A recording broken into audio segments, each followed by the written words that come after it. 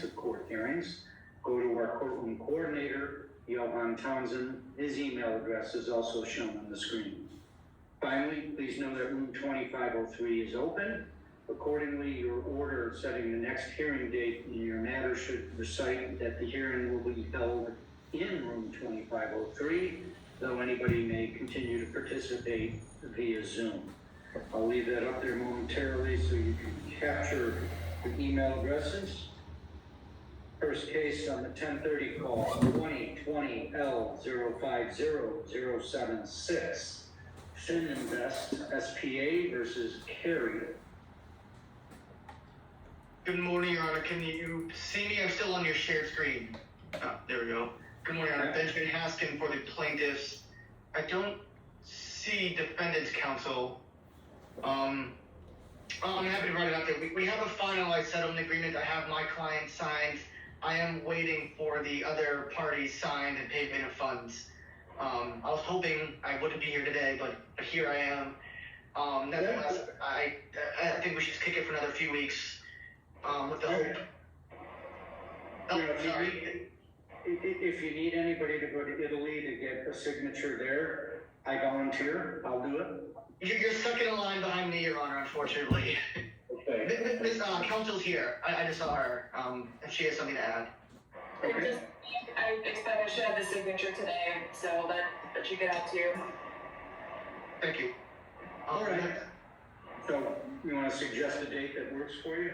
I would say, 3 to 4 weeks out with, based upon counsel's representation, assuming payments forthcoming, we can hopefully be in a position to submit an order of dismissal before that date. Yeah, and you can do that off call in advance. So, and if you do that, have the order recite that the future date is stricken. How about Monday, October 30th at 10 o'clock? Yeah, that's fine. All right. Okay, very good. Thank you, Your Honor. Thank you.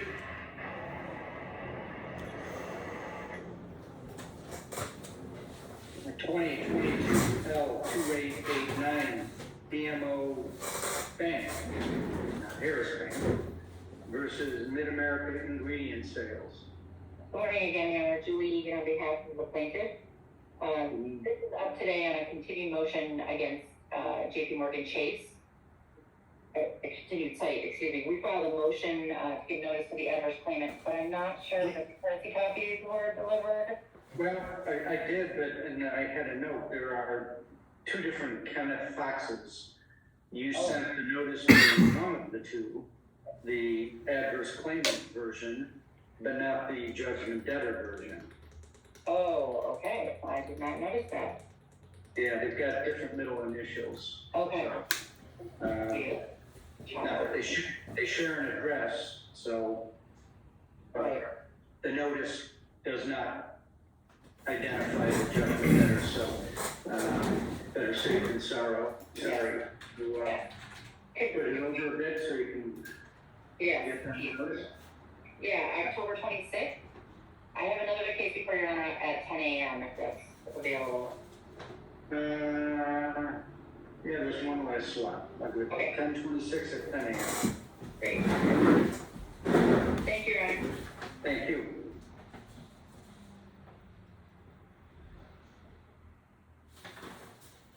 $2012L3807 Citibank versus Site.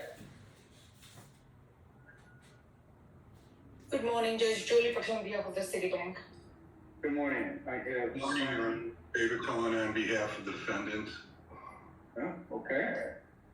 I was just about to say I've signed the wage deduction order, but you got something to tell me? Yeah, I have multiple objections to the wage deduction itself. This is the wage deduction that's 14 months old at this point. When it was initially issued on July 13th of 2022, there was no return date in the summons. On the terms of the certificate of mailing attached to the affidavit, there's no date to show it was ever mailed. Well, I think part of the problem was that this was mailed to like former council, and then they redid it, and that was going to be cured, but then it went to somebody else entirely, and Well, they sent it to Alan Shapiro, but Alan Shapiro's never attorney of record in this case. He was an attorney of record in the lawsuit as far as I can determine until I filed my appearance yesterday. Okay. Also, the motion for wage deduction doesn't show if you look at the motion I just filed, again, the date of the garnishment wage deduction being returnable is blank because they never set one. In addition, Your Honor, for 14 months, they've been charging my client 9% judgment rate of interest while the employer has been holding funds. And that's prejudiced my client because judgment interest has gone up. The balance of the judgment owed has not gone down. And that's prejudice to my client. I would request. Yeah, that's because it hasn't been turned over yet, so, yeah. Well, it hasn't been turned over because for 14 months they've been splitting grains. It's a regular, been trying to figure out how to get a motion for a wage deduction. I mean, it would be one thing if there was someone as a one-off who was trying over and over again, but this is supposed to be an experienced law firm that does this daily. So I would ask for relief of either dismissing the wage garnishment and make them start over, or to have paragraph 4 of the proposed order only start as of today, so my client is not prejudiced by having his funds withheld, but then nothing was being credited to the judgment. Ms. Patel? Judge, I would ask this court to enter a wage turn because I'm reviewing the file. We did initiate a motion, a wage turnover prior. Then I just reviewed. There was a different attorney from Harrison that we were discussing. They were discussing settlement at one point. They stopped discussing. So it's not our fault that the wage turnover was delayed this late. We tried filing motion. I do see that the motion was even sent in June as a courtesy copy to judge. I can tell you, I just missed the judge name because I have all the emails put in here, Judge. All right, maybe I'm confusing this one with another one, but I know there was one where it got sent to the person who was counsel in the underlying suit, but not the judgment debtor, and then, is that this one? It's this one, Your Honor, but there never was an underlying counsel. That's the issue. Yes, we did file a motion. This courtesy copy is also sent to the judge in May too. I have an email that we sent. This case, our motion for wage turnover was set for May 11th at 10 a.m. in room 2503. We did send, so we did file motions prior to. It's not like this is the first time after 15 months of filing garnishment we are getting our motion on file. Right, but the prior motions were, the notice of those motions were sent to somebody who is not a party or counsel to a party in this supplementary proceeding. And the other problem, Your Honor, I forgot to mention is that the answer to the wage deduction attached to their motion has never been followed with the court. The only answer to the wage deduction has been followed with the court was one back on September 7th, 2022, over a year ago, and it didn't show any funds. It was completely blank in terms of the answer. So the motion is there was an answer attached. It's not been followed with the court from December. The only one followed with the court is dated September 9th, 2022. And when it says amount to be applied to judgment, it's blank. What I see is the date December 13th. Right, but that's not the court file, right? It's never been followed with the court. Is it filed? Is it considered as a motion?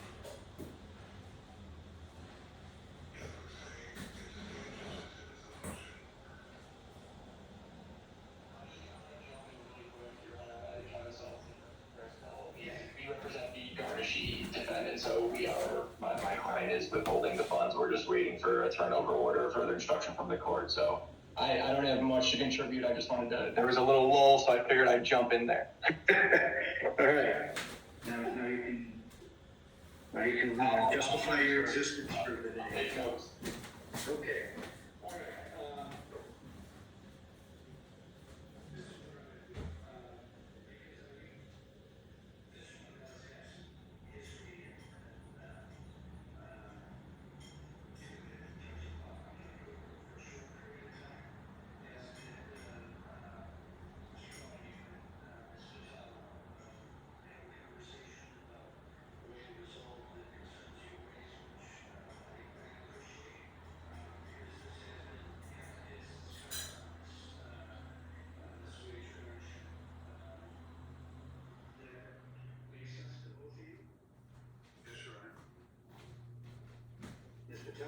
Yes, Judge. Okay, all right, and Mr. Salson, you don't need to show up on the next one. I'm confident that between Mr. Cohen and Glidden Gaines, you'll get a copy of whatever order gets entered. Perfect, yeah, my client's continuing to withhold, so as soon as we get some direction, I'll make sure that they, follow any court orders. Okay. I'd like to set it for a shorter, date, maybe 3 weeks out. Hopefully that gives you guys enough time to have a conversation and for me to find an open slot on my calendar.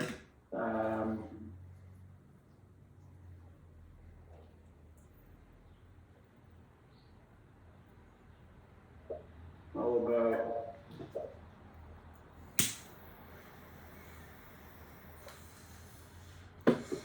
actually, it's true. I've got a slot on October 12th at 10:30. That works for me, Your Honor. Works for us, Judge. 10/12 at 10:30. Ms. Patel, you're gonna be preparing the order? Yeah, I can prepare the order. Okay, I filed an appearance yesterday, so you have all my contact information on the appearance. Yeah, I will CC you in the email that I send it to the court. Okay, thank you. Very good. Thank you very much, Your Honor. Thank Thank you you. so much.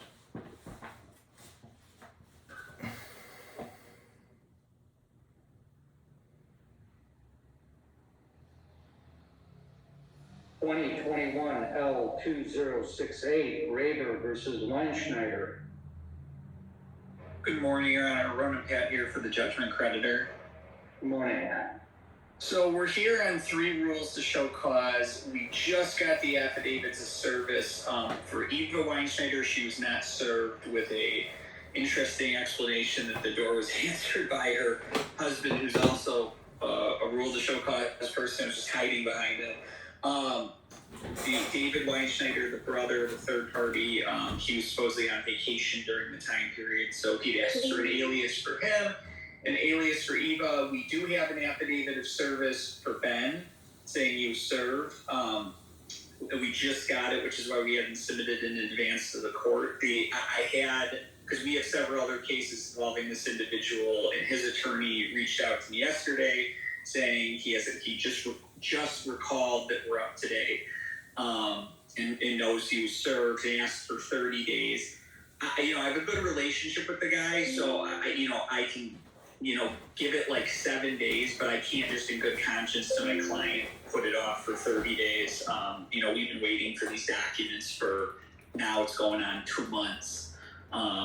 Since they were, or maybe even 3 months since they were served with the initial citation and asked for like 45 days to respond, and then they blew it off, and he has an attorney.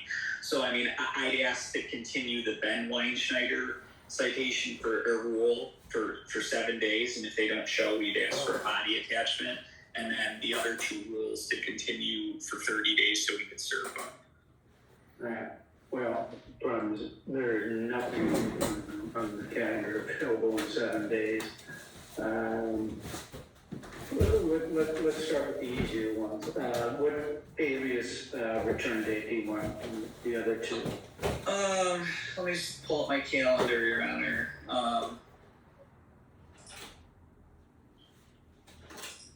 October, it's a little bit short, or no, I have October 30th.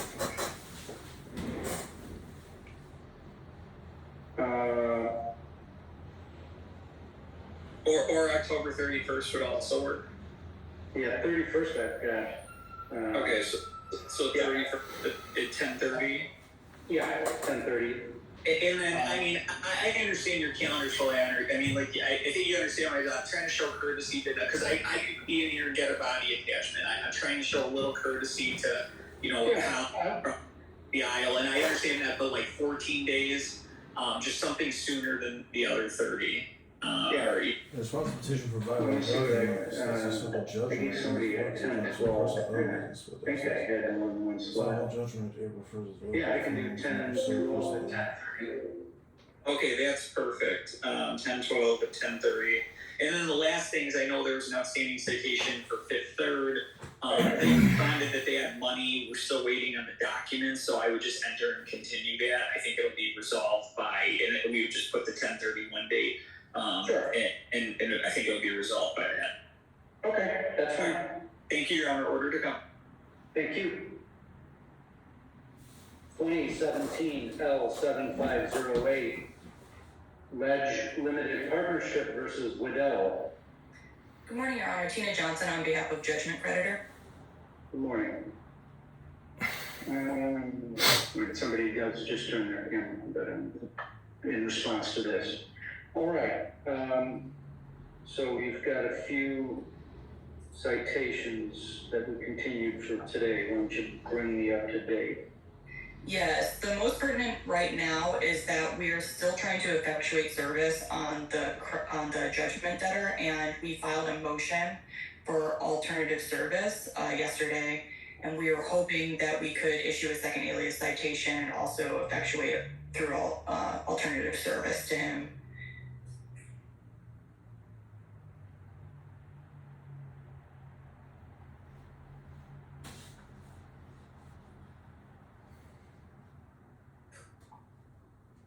I'm sorry, I can't hear you.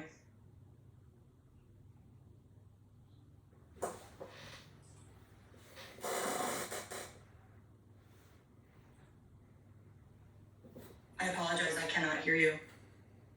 Nor can I, Your Honor. Yeah, I can't hear you either. I'm not muted. Oh, I I'm can not hear you. muted. hear you. I figured what was going on. So my question is, when is your motion noticed for? Because I don't have any We motion. noticed it for today on the off chance that we could present it today, and we provided the courtesy copy last night and then the stamped copy this morning. However, we can re-notice it for, Because I don't have it. okay, I need to review that affidavit. I don't want to say sure. understood. I can put that over for a short period. Is that 10/12 at 10:30 okay for the motion? And then we'll give you a longer date for the alias return date. Yes, Okay, so your motion, enter and continue to 10/12, 10:30. What return date do you want then on the alias citation?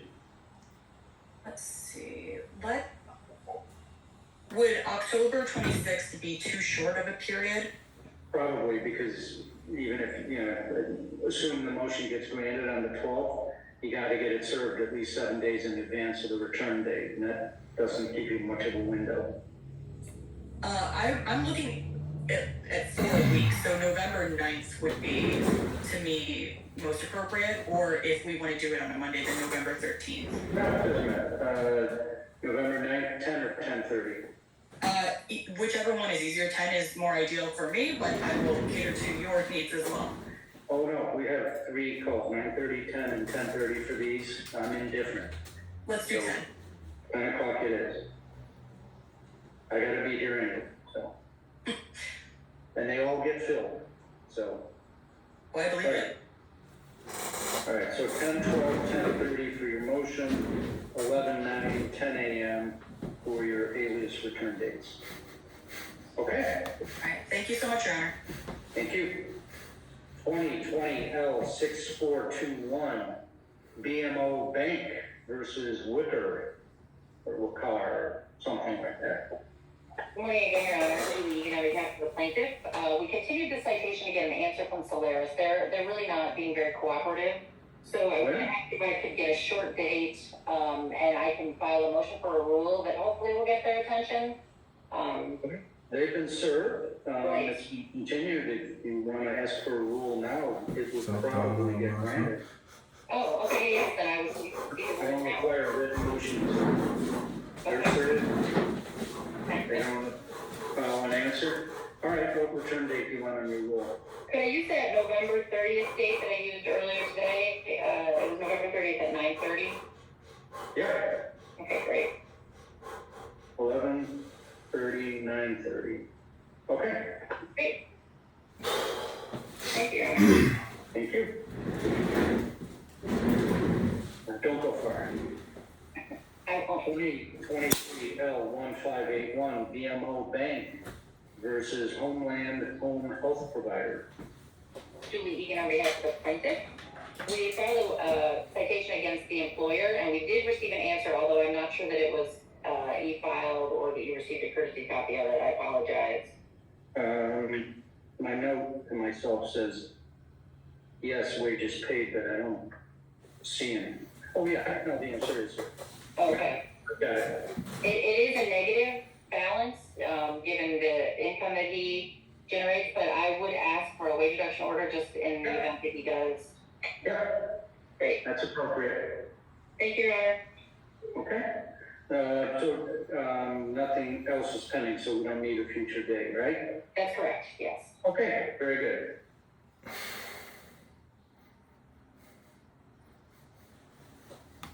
Thank you. Thank you. Won't go far. 2012 CH 24610 BMO Bank versus 1819 South Kedley LLC. Julie Egan on behalf of the plaintiff, and they did just change their name to drop the Harris, so. You told me yesterday, I remember. Okay. Reading the case the way I am. Yeah. So this is up on 3 citations. We're still trying to work it out with the judgment debtor. He is represented by counsel, so I was going to ask to continue them if I could to that November 30th date in the hopes that we can get it resolved without doing a lot of legwork. Sure, is he employed by that, or is he represented by that law firm that he's employed by that you've been trying to serve? Yes, he is. So hopefully we can get it resolved. Yeah, okay, that's fine, 11:30, 9:30. Great, thank you.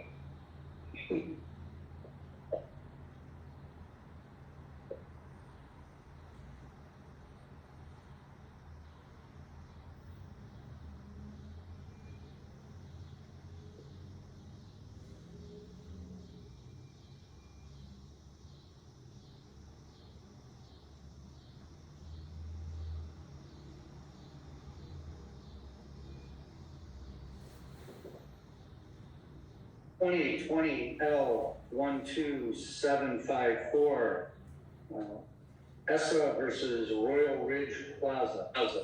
Good morning, Judge. William Dan, DANNA, on behalf of the plaintiff. Good morning. All Good right. morning. Attorney Fatima Boozer on behalf of the defendants. Okay. Damn, this bitch is hot. Judge, we're here on 8 citations. They've all been served. Randa Suisse is the registered agent of 123 regarding 4 of those citations, her individual one and 3 of the entities. And she was served on September 4th in regards to Rhonda's Gaming, Rhonda Swice, Royal Ridge, and Prime Mobile. Nail Tech was also served on her manager on August 31st. La Palita Inc. was served on their registered agent on September 15th. Trinity Salon was served on September 1st. And Tony's Liquor was served. They've given me an answer. They've indicated to me that they've sold their place to another entity. So I'm going to ask the court the easy one, first of all, Tony's Liquor, to do an alias on the new Tony's Liquor that's operating there. Not the one associated with Jagruti Patel, correct? Right. He's, and I tend to believe him. He sounds like an honorable man on the phone, that he sold it, and he gave me the name. Nice letter. Pardon? He wrote a nice letter. He did, and he gave me the name of the new entity as well, and the address. So we're going to ask Lee to do an alias on the new Tony's Liquor there. As far Okay, as, we'll take up a return date when we get through the other stuff. so as far as the others, I'd like to propose the following. I'd like Randy Swice in my office with a court reporter to be questioned on the citation on Randa Swice, Royal Ridge Plaza, Rhonda's Gaming, and Prime Mobile Inc. I'd like to do that on October 11th, 19th, or 24th, and come back to this court on November 8th or 9th for status of compliance, whether she produces the records and comes in for the questioning. On the other entities that aren't here, and I haven't heard anybody else pipe up. So the other entities are what? On the other entities that are not here, Trinity Salon, La Polita, and Nail Tech, we'd be asking for a rule on those returnable November 9th. Those are entities where Rhonda Swice wasn't the registered agent, that other people were served. And I don't see them in your gallery, in the courtroom, and I don't see them on the screen. Okay. All right. So There are a few things I would like to mention. Our office was recently retained by both defendants, the Royal Ridge Plaza as well as Rhonda Swice. And we have actually recently filed our petition for 214-01 to vacate the judgment. That's not something that would be heard in your room. We had it noticed up both Judge Sherlock's room. That's not set until 10/12. We couldn't get a sooner date than today due to the short notice. However, we would be asking that the citation matter be either stayed or denied as of right now, because there are several issues as to how this judgment was even entered, given the fact that one of the music never served. Let me stop here. I never stay citations, even if there is a wonderful 214-01 petition that's been filed. That's a separate track. As far as this court's concerned, there is a judgment, and since the citation, motions for turnover are a different matter, but the discovery and the information exchange aspect of the citation can and should and always does move forward, even while a 214-01 petition is being litigated. So that'll, we'll give you time to, you've just been retained, we'll give you time to produce documents and so forth, but we are going to go forward. Okay, well, one of the issues is that Royal Plaza itself has never been served. As I said, you could have the most wonderful 214-01 petition in the world. Doesn't matter to me. It's not in front of me. I've got a judgment in front of me. My practice in 100% of the cases is to move forward with the discovery aspect of supplementary proceedings. So, how much time do you need to start producing documents?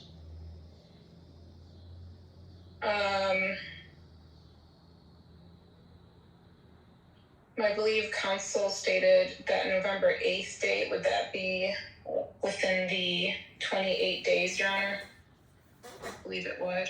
Well, I indicated I'm looking for Ms. Swice to come into my office on October 11th to be questioned, and then come back to court on November 8th for status of compliance, and to bring in the records on November 11th for her and for the entities that she represents or is a registered agent of. Well, let's do this. I'll let the parties negotiate over dates for production of documents and appearance. I'll only deal with what I can control, and that is what our next status date would be. Is November 8th adequate time so that we can make progress on the documents and the exam? Yes, Judge. Okay. Well, can I have in the order that they have to produce a document in 14 or 21 days or something, Judge, so we're not just going nowhere between now and November 8th? Well, I'll say 28 days for compliance with the underlying citation. You guys can look at the particulars, and let's have it Wednesday, November 8th at 10:30. And obviously, if Judge Sherlock grants the petition, that's a showstopper. You can let the court know, and we can strike that date. And the other entities?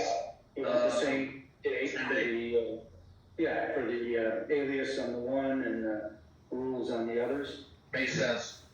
Okay. Order to follow. Thank you, Judge. Very good. Thank you, Judge.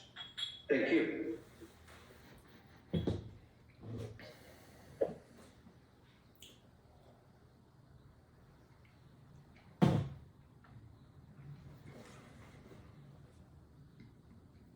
2021 CH 5796, Hayden versus Nesbitt.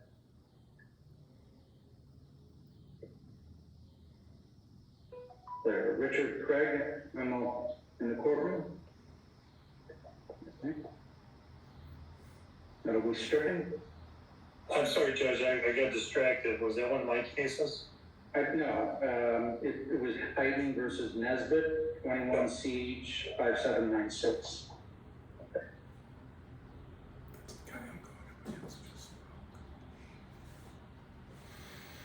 Now we're going to have one of your cases.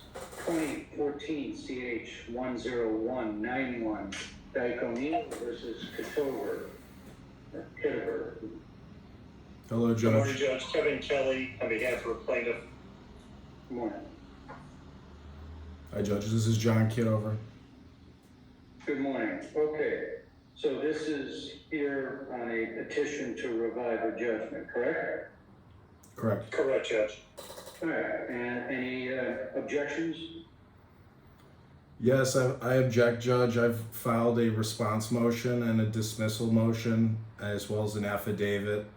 I've searched the court file, and I have no record. And according to the April 1st, 2015 judgment, I've never been served in that case.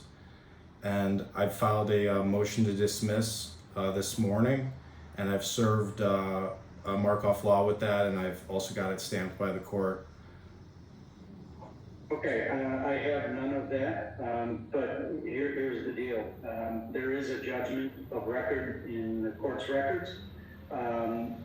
If you have a problem with the fact that there is a judgment, that has to be presented in the courtroom where the judgment was entered. Reviving the judgment does not preclude you from moving forward with your challenge to the underlying judgment. You can only make an objection to revival. And those objections are pretty narrow. Was there a judgment? Answer, yes.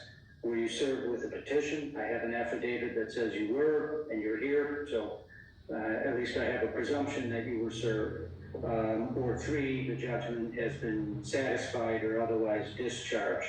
Doesn't sound like that's the case. So again, if you want to proceed with an attack on the underlying judgment, you're free to do that.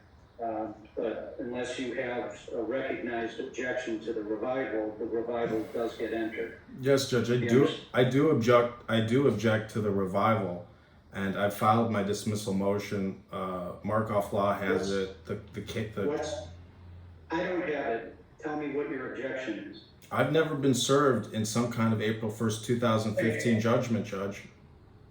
And let me tell you one more time, that is an issue with respect to the entry of the judgment. That issue can only be raised in the courtroom where the judgment was entered, not in this room.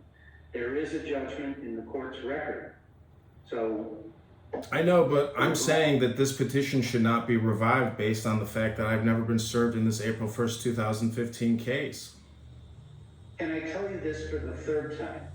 That's an issue with respect to whether or not there should be a judgment. You can raise that issue in the courtroom where the judgment was entered. In this courtroom, the only issue on revival is there a judgment?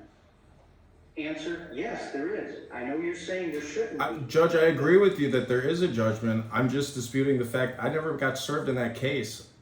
And I've submitted... For the fourth time, that is something you can only raise in the courtroom where the judgment was entered, not in this room. I agree.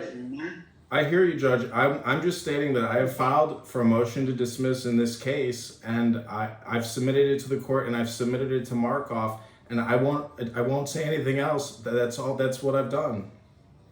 All right, I've signed the revival. Good luck. You can pursue your motion in the trial court where the judgment was entered. Okay? Yes, Judge. Okay.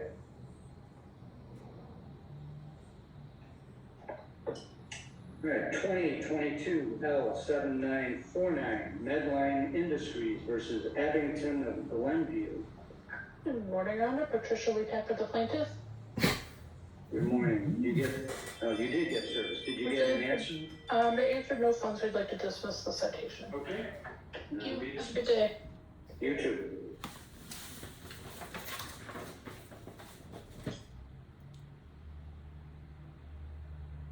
2022 L4475 BMO Bank versus Harris, not to be confused with Harris Bank.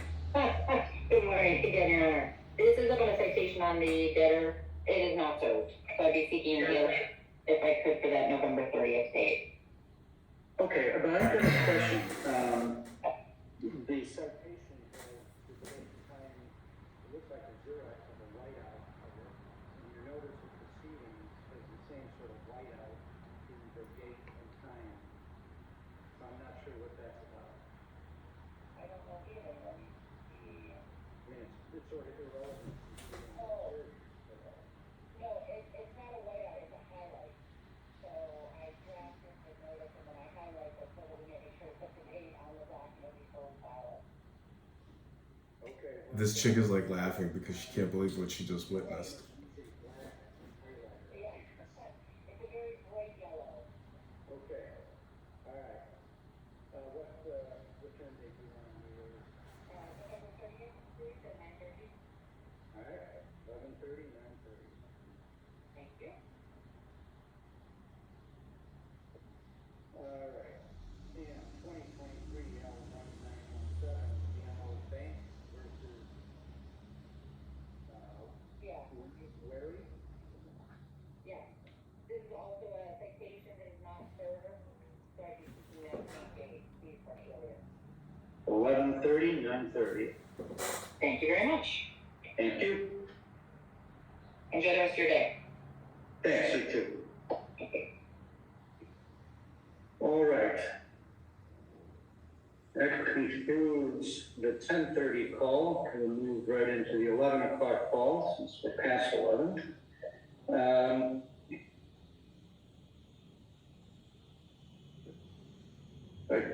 2015 L12559 United RX LLC versus Bravo Care. Good morning, Your Honor. Kenneth J. Ashman on behalf of plaintiff judgment creditor. Good morning, Your Honor. Chris Valentino on behalf of judgment debtor Mark Yampel, also appearing. Yeah, he was visible a moment ago. I assume he, oh, there he is. Never mind.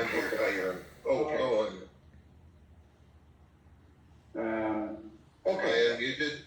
No, you're fine, Mark. Just, yeah. You're good. All right, where do things stand? Judge, we have problems. Houston, there's problems. Judge, as the court may recall from the court record, I know you weren't here at the time, but back in July 2022, I took a second citation examination of Mr. Yampel. We ran into problems because I was asking about what he's working on and things along those lines. And he indicated that he is trying to assist certain potential buyers of nursing homes, and he anticipated a success fee if those were successful. I asked who were the parties involved, who you're working for, what are the deals, and he refused to provide that information. So we appeared in court in July 2022.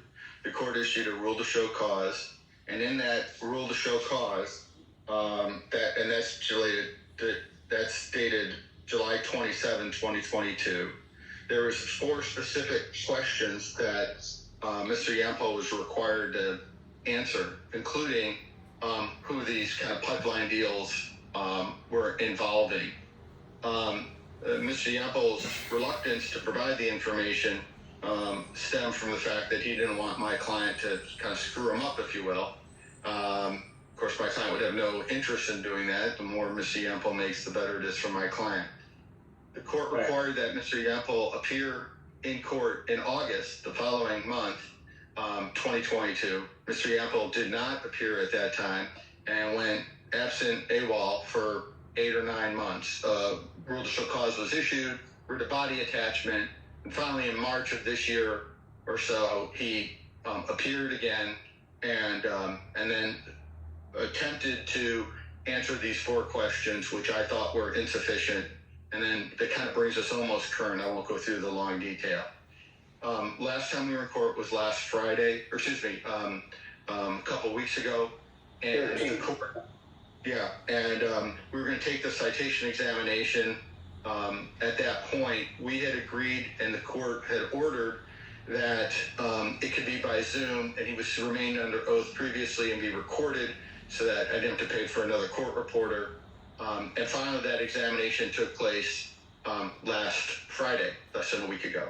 During the examination, I started to go over the questions that were in that order from July 2022. The suspicion I had that the written response was incomplete was 100% correct. There was tons of detail there. And Mr. Yampel talked about numerous attempts at creating deals that had all gone south. But he also indicated that he was currently working on new deals. And we were in the exact same spot we were in July. He refused to provide the information with respect to those new deals. One of them involved something in Maryland where he had written, he had been retained to do a feasibility study of a particular acquisition. His conclusion was that it was not feasible, but I asked who it was for, who was he working with, and he refused to provide that information. Mr. Yampel also indicated that he currently lives in Minnesota. I asked why he's in Minnesota. The reason why he's in Minnesota is because the environment for nursing homes is much better in Minnesota. Illinois, it's a terrible environment, late pay, high interest rates, whatever it is, it's hard to do deals. So he moved to Minnesota in anticipation of trying to do deals for nursing homes there. But the only information he would provide were on dead deals, which obviously doesn't help us. Ultimately, because it was going a little long, we had agreed on the record that he would provide a revised answer to those 4 questions that were ordered to be answered in July of 2022. This is with particularity and specificity, really in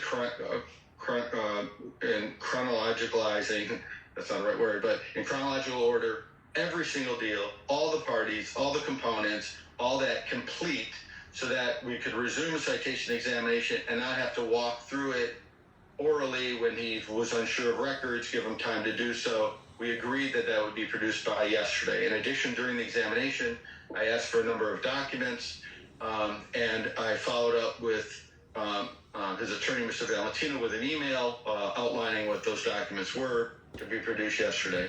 I got nothing yesterday. The examination for last week, I got nothing when it came to anything like in the pipeline, if you will. And well, he refuses to answer, and also didn't get any chronology updated answers or anything yesterday. I'm actually surprised that he's here right now. Okay. Mr. Valentino? Yeah, that's a fairly accurate representation, Your Honor. I actually don't have an email from Ken. That may be my fault if I've missed something. Mark was going to try to produce additional documents responsive to the deals that were dead at the time.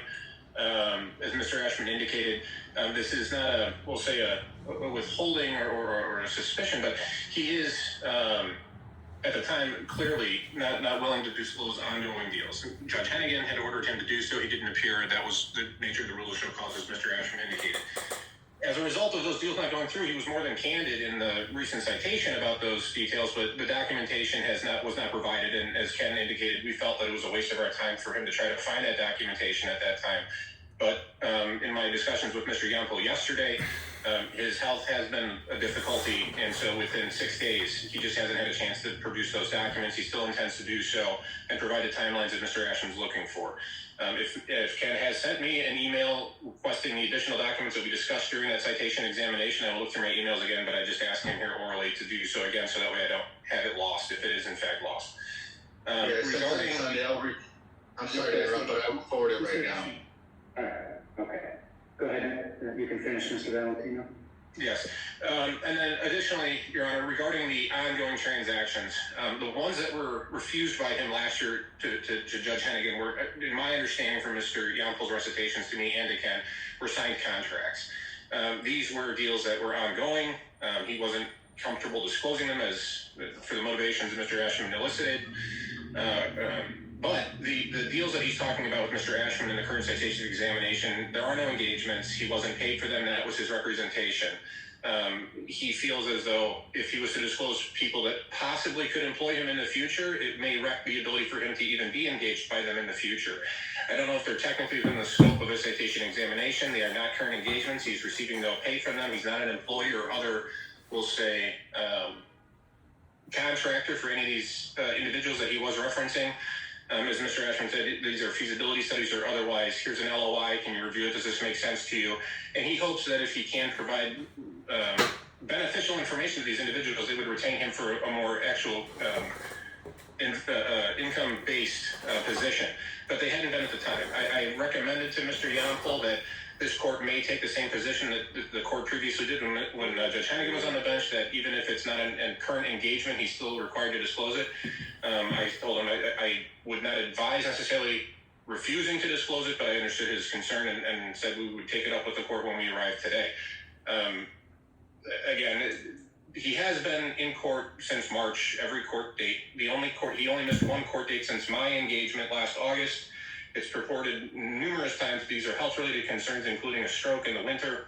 So he has been forthright in the sense that he says, I have been working on these things. He has not been forthright with, well, I shouldn't say not forthright, but he has not disclosed the individual parties beyond the This guy had a patch. LLC that was disclosed in the answers and nostril the plugs. individual investment group that he hopes to represent on the buy side of things. So although there are other parties involved in these deals, the only party that would be remunerating compensation to him is the one that was disclosed in that. And Mr. Yampol, in the last citation, gave the principal names of all those parties involved. He just hasn't given the names of, let's say, the sell side of things. So I will leave it to the court's discretion at this time. And when you say on the sell side, I mean, that would not be an entity that would ever pay him other than, them going forward with the transaction if he's looking on the buy side. He cannot be a signatory to these. He's facing federal indictment. He was actually in a pretrial motion this morning, which I think is set for trial this coming spring. That coupled with his debts at the time just make it an untenable position for him to be a principal in any transaction. And so his prior experience and industry knowledge provide him an opportunity to be a part of these deals on a consultation basis. And if they went through, his representation to both Mr. Ashton and myself is that the holding company that would be purchasing these entities would employ him as some sort of a management representative if the deals were to consummate. But at the time, he hasn't consummated any transactions. There are no signed contracts existing per his representations during the citation examination. And again, the ones that he did have under contract last year did not come to fruition. And he's willing to produce those documents at this time, despite not doing so last year when Judge Hennigan ordered him to do so. Judge, may I just add a couple of thoughts? Sure. It's not just that when he does a deal, he'll get hired on as a management consultant thereafter. He'll get a success fee. And so the notion is that he is working actively to try to put these things together. And we don't have that information. We won't be able to track it. And deals will happen, things will close, the success fee will be paid, and my client will not be able to learn of it until that money is dissipated elsewhere. And that's just, he's actively working. Yeah, so that's the situation we're in.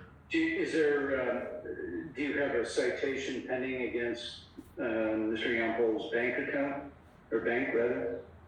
He has no bank account, hasn't had it for a long time. One of the things that came up when he says he's living off of friends and family, and testified also that here and there he'll get $1,000 or $750 or something for some analysis that he might perform. I asked, who's paying that, wouldn't disclose it. With respect to how do you get the money, he says by Venmo. One of the things I asked for was the Venmo transaction account information. That went into the email that I sent on. It was on Friday, was the examination. I sent the email to Mr. Valentino on Sunday. So, yeah, I mean, every avenue where he's said something, I'm trying to get information about it. He says, he moved around. I said, where's your furniture? Where's your stuff? It's at a storage place. Yeah, we're trying. I know. All right. Well, I am pleased that the exam happened, and there's a commitment to producing the documents that were discussed in the exam. But I also do think that, at least on the buy side, the people with whom Mr. Yampol is working, in the hope that it will result in either a transaction or a success fee or subsequent employment, those buy-side entities need to be disclosed, so that, everybody's in agreement that, Mr. Ashman's client wants to do nothing to jeopardize money flowing, because they'll have their hand out to try and get some of that flow. And, if doing something interferes with that flow, hurts everybody. So, You should have seen this guy, have a fucking any eye sense, patch and oxygen that, tubes up his nose. Mr. They're Ashman's trying to take this guy's is fucking money. looking, to screw up payday opportunities. That said, they're entitled to know who you're working with. So I'm going to order that to be produced with respect to things that are bubbling but not resulted in any transaction yet. Your Honor, Mark, just to be clear, excuse me, I'm sorry. May I ask a You question? mentioned, excuse me, Mark, you're not allowed to speak while represented, so you can text me a question if you'd like, but Mr. Ashman is gonna. Okay, I'll do that now. just to clear, so on the buy side, well, first I'll thank you, Judge. I appreciate the reasonableness of the court's order.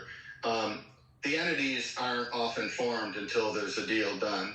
So it's the actual people, Right. yeah, the underlying people, parties, the whole contact, all that in its entirety. Otherwise, it's just going to get shielded. I'm not so sure about the opposite side of the transactions. Who the sellers. No. I'm just talking about who he's working for. Right, and that's what I was getting at. I mean, I may, buyer entities, even if they're not formed, I'm confident that there are people, who are in the business, who are talking with Mr. Yampol. Those are the people, whether through the entity, the names of the people acting on behalf. Hello?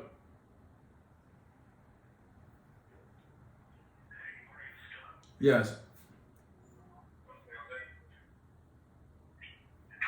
Hello?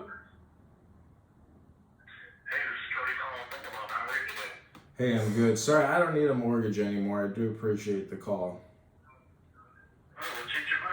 I didn't get the house that I wanted to buy, so I'm out of the market.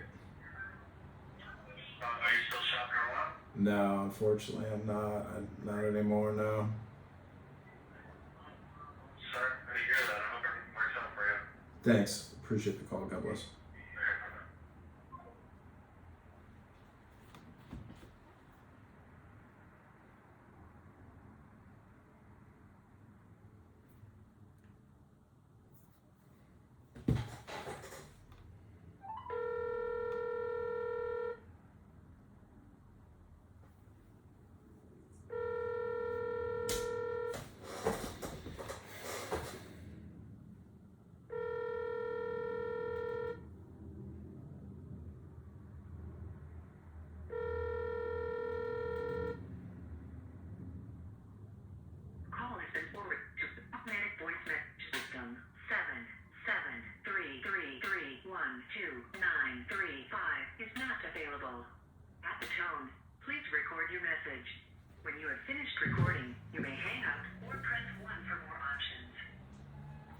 Well, I lost. He revived the petition judgment for revival of the other judgment.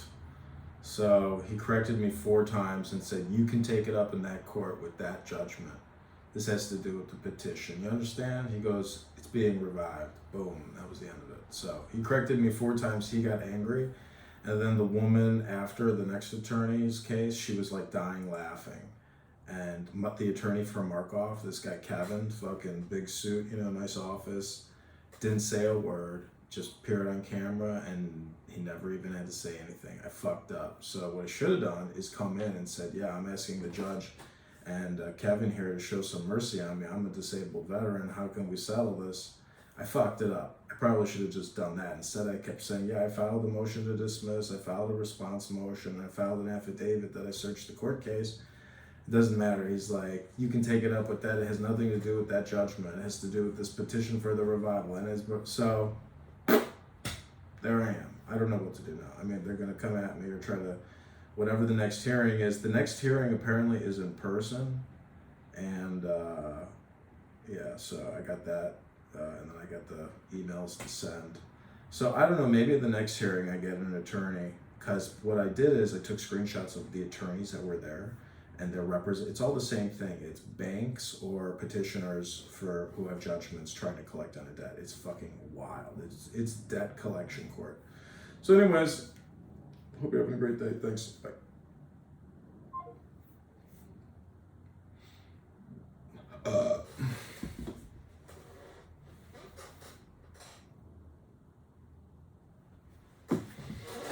And now I got the day.